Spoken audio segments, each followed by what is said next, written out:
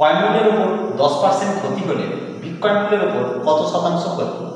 মনে করি ক্রয় মূল্য 100 টাকা, তাহলে মনে করি ক্রয় মূল্য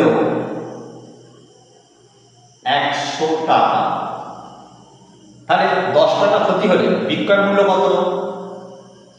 অতএব বিক্রয় মূল্য নিশ্চয়ই 100 থেকে 10 বাদ সমান 90 টাকা, তাই তো?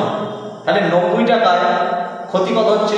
10 টাকা, তাহলে 90 টাকায় ক্ষতি 10 টাকা। 1 টাকায় ক্ষতি নিশ্চয়ই 10-এর 90 টাকা। 100 টাকায় ক্ষতি 10-এর 90 ইন্টু 100 টাকা, তাহলে 0 0 কেটে দাও। উপরে 100/9 টাকা, মানে 9 11 99 আর একটা 100, 11×9 টাকা। তাহলে বিক্রয় মূল্যের উপর কত শতাংশ ক্ষতি হলো?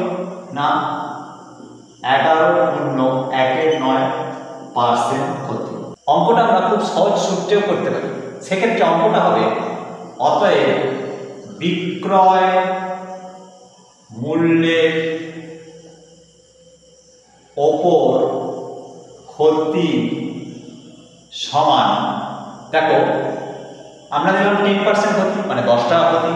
এক্ষেত্রে ক্রয় মূল্য আমরা ধরে নেব 100 টাকা, তাহলে 10 টাকা ক্ষতি হলে বিক্রয় মূল্য হবে